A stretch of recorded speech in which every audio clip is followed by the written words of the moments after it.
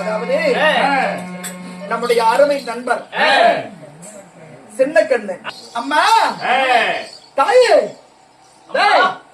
என் தாயை விட்டு விட்டு மறுபடியும் எங்க அம்மா ஞாபகமே எனக்கு வருது. உள்ள பால் குடிச்சிட்டு இருந்த ஞாபகம். பணத்திற்கு வந்துவிட்டு பணமிருகங்களோடு விளையாடி விட்டு வேட்டையாடி செல்ல வேண்டும். அதனால இந்த வனத்துல சுற்றி வரலாம்ல.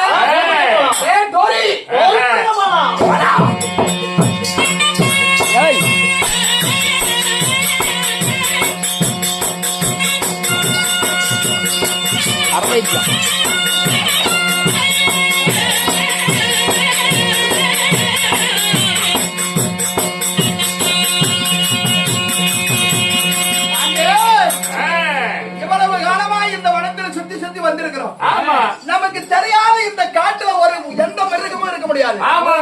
ஆனா இன்னைக்கு அதிசயமா ஒரு புறவி ஒண்ணு, ஒரு குதிரை.